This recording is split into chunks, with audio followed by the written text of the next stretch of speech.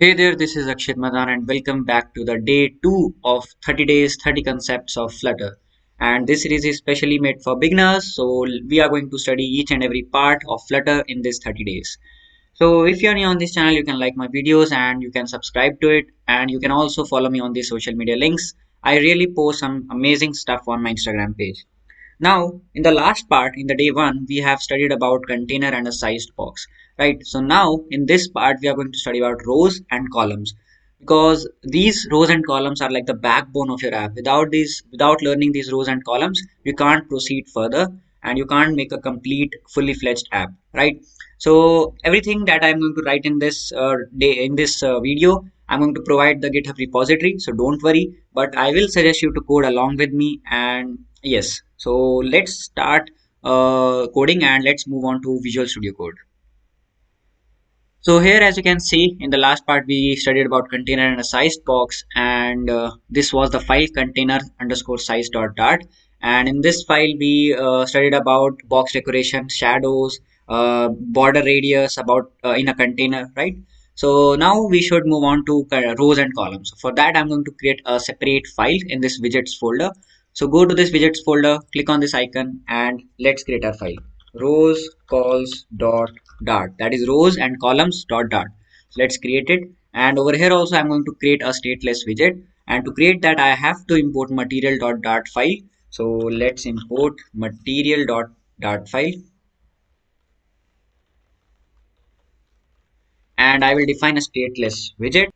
So what is a stateless widget? I have already covered this in my previous part. So let's revise it. So you define a stateless widget when you don't need to change the state, right?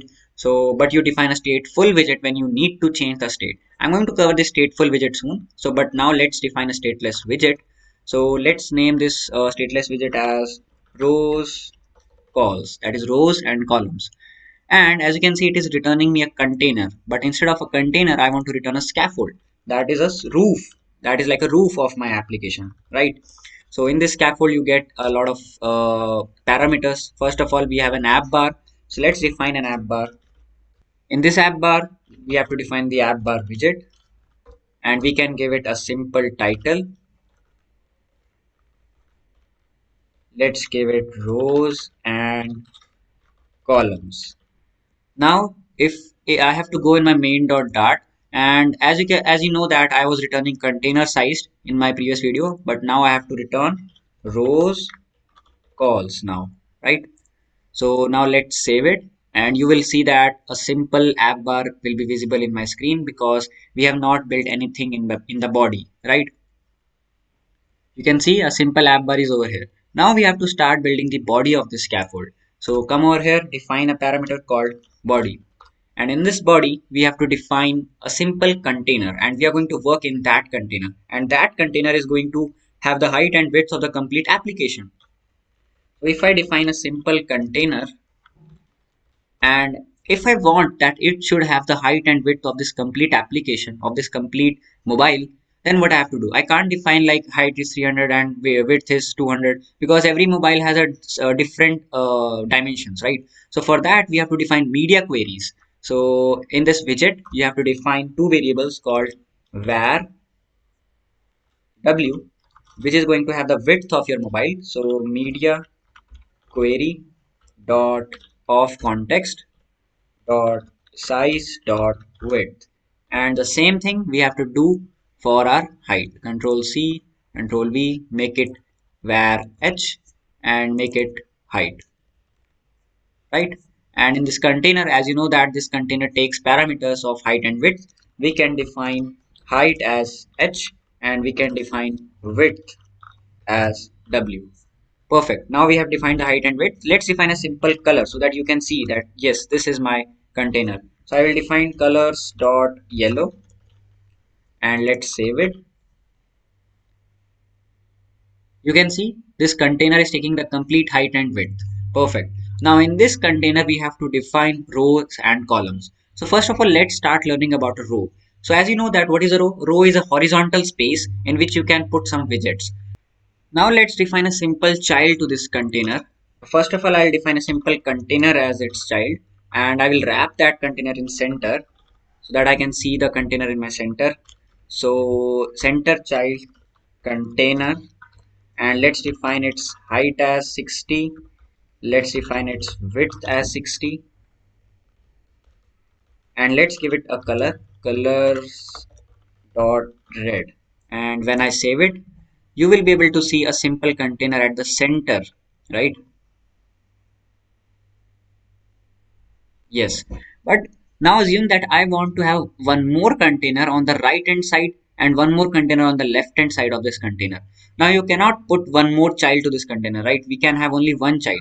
So that's why we need to wrap this container in a row, and we can define more than one widget in that row, right? So see what I do. First of all, let me remove this center, and instead of a center as a child of this main container, I will define a row. So let's define a row children, and in this children, as you can see, first of all we were having child, but now we are having children. So as the plural form suggests, we can put as many children as we want, right? So let's define a simple container, and in this container let's define the height as 60, then width as 60, and let's define the color as colors dot red. And when I save it, you will again be able to see one more container over here. It is shifted to the left hand side, but now I can put as many containers as I want, right? So let's define a simple margin to this so that all the containers should not get stick to each other. Okay, so let me first show you, then I will add a margin. So let me just copy this container, and I will put a comma, and I will put 3 4 more containers. And okay, let me just copy with the container with the comma only. Control C, Control V, Control V. Let yes. So yeah, as you can see in this row, we are having so many containers, and now you can see all of them are getting stick to each other. Okay, no, don't worry, we will change the colors of these containers. So let me just put blue, let me just put green, and let's put black, and let's put purple. And when I save it, you will be able to see the row of the widgets, right? Like this, you can use this row to put things in the horizontal direction. Now we have some parameters to this row. Now we have a lot of parameters in this row. Like this, you can see we are having cross axis, main axis alignment, all these things. But before seeing these parameters, let me just do a quick experiment with this height and width. So first of all, I have defined the height and width of this complete mobile. But let's just decrease the height. Let me just put a static height as 300, and let me just save it, and you will be able to see that yes, so by default my row is coming at the center of this container. Even if I decrease the height more, let me just put 200, then also you will be able to see that this row is at the center. Now I want that okay, just let's just decrease the width also. Let me just put the width as 300. So let's just save it, and you can see my width is over here. Now if I just decrease the width more, let me just put 200, and you will be able to see that it is giving me an error that my space is not enough for this row, right? So we will see how to overcome this error, but first of all let's put the width as the complete width as W, and let's just save it. Let's save it. Yes. Now what I want that okay, this container, this complete row is at the center of this container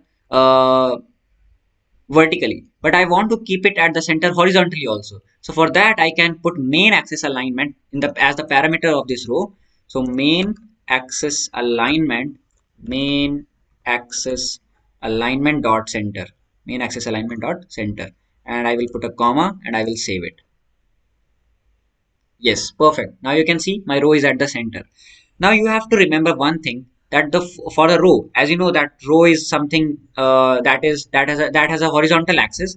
That's why for a row the main axis alignment is in the horizontal direction, and the cross axis alignment is at the vertical direction, right? But for a column, the main axis alignment is in the vertical direction and the cross axis alignment is in the horizontal direction. Don't worry, I will show you a Google image and then everything will be clear. But for now, you have to remember that for a row, the main axis alignment, if I'm talking about, is something in the horizontal axis, right? So if I put main axis alignment dot center, now you can see that my row is exactly at the center of this container in the horizontal direction I'm talking about, right?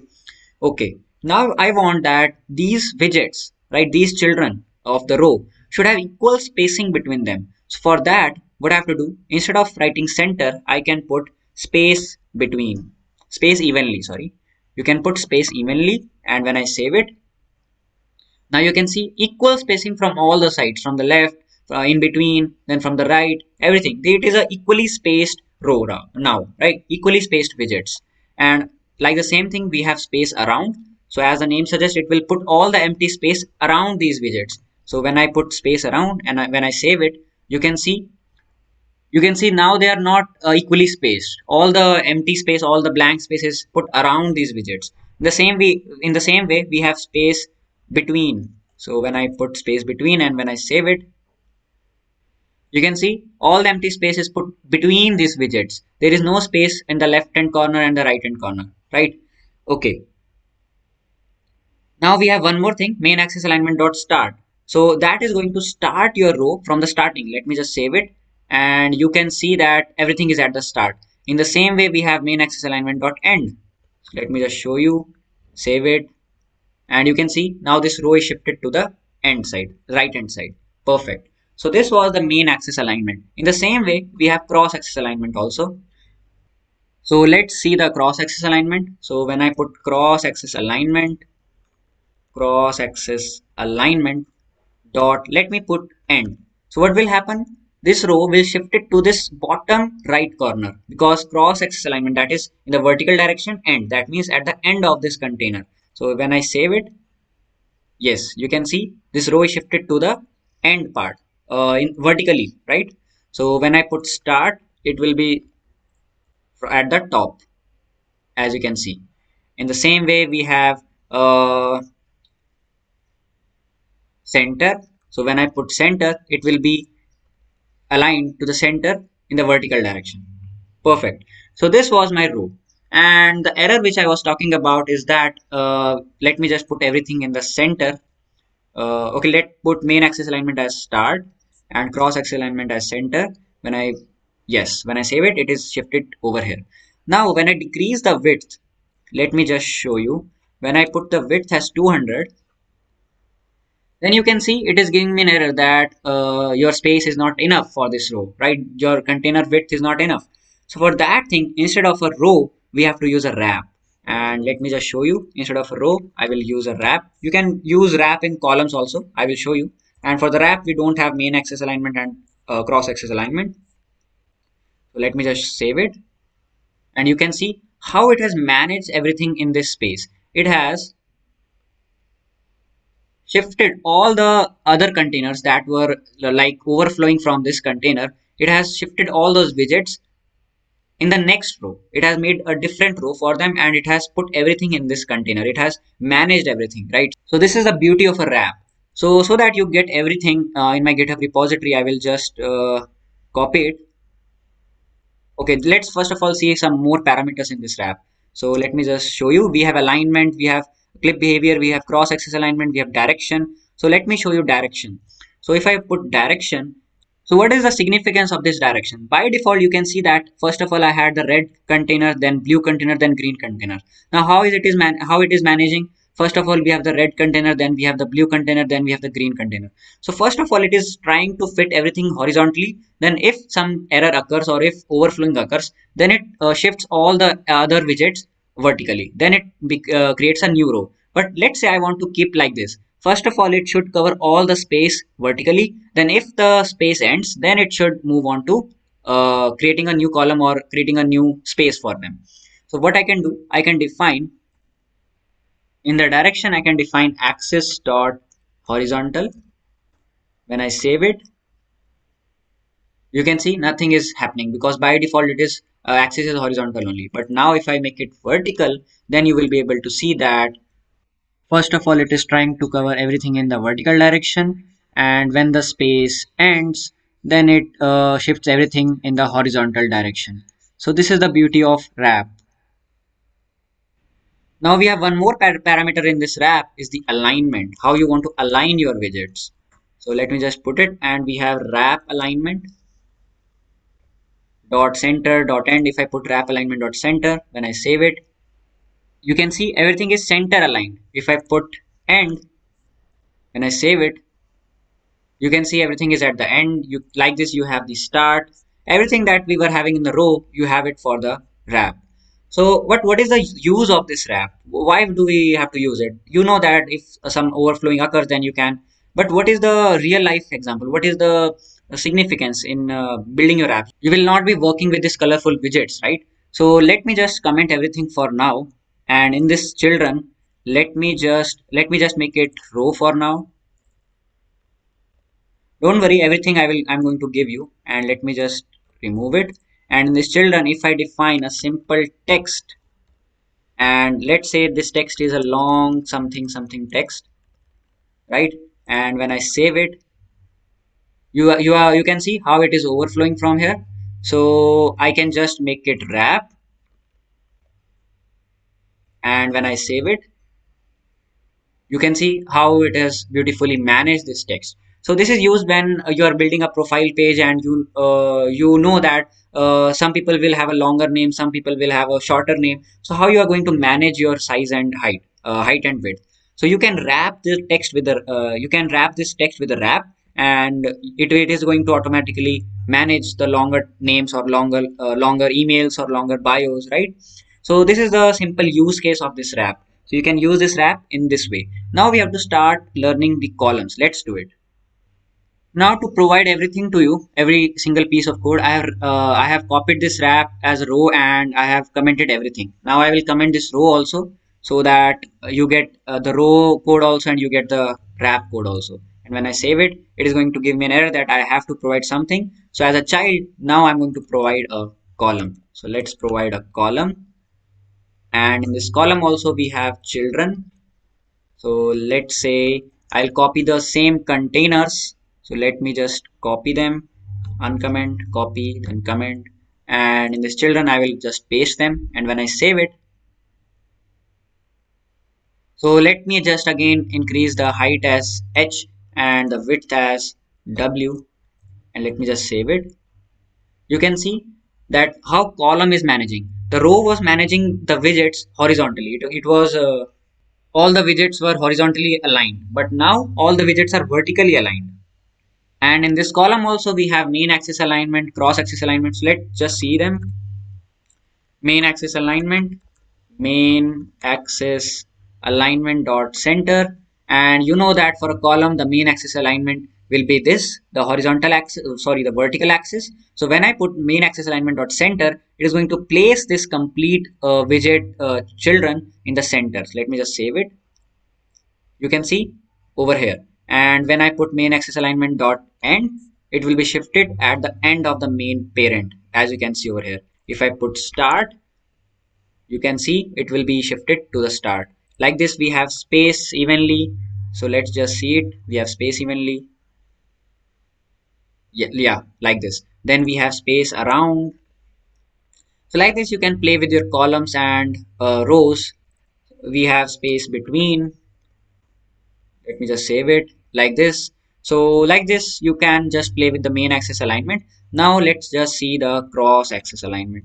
So cross axis alignment will be like the horizontal axis. So when I put cross axis alignment dot start, everything will be shifted to the left hand side. So let me just put start, and when I save it, everything will be shifted to the left hand side. When I put end, everything will be shifted to the right hand side, like this.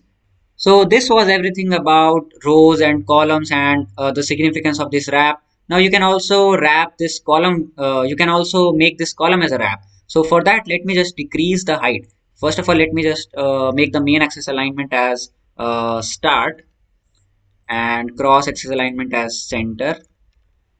Let me just save it. And when I decrease the height, let's say the height is only 200, and when I save it, you can see it is overflowing vertically. So for that, I can make this, I can just comment this main axis alignment and cross axis alignment, and I can make this column as wrap.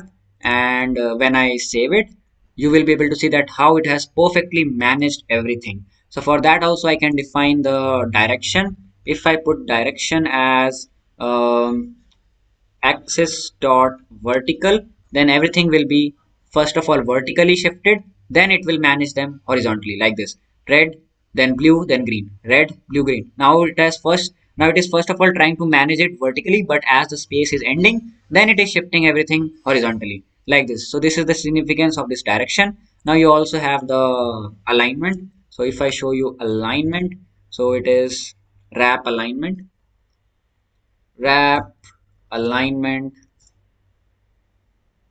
dot center. Let's see. So everything will be center aligned like this. So this was a significance of this column, of this wrap, everything, right? So we have seen a lot of things now, so I think this much is enough. Everything which I have coded in this part you will get in my GitHub repository, so don't worry. And if you have any doubts, you can reach out to me on my Telegram channel. So till the next content, keep coding, keep innovating, and thanks a lot.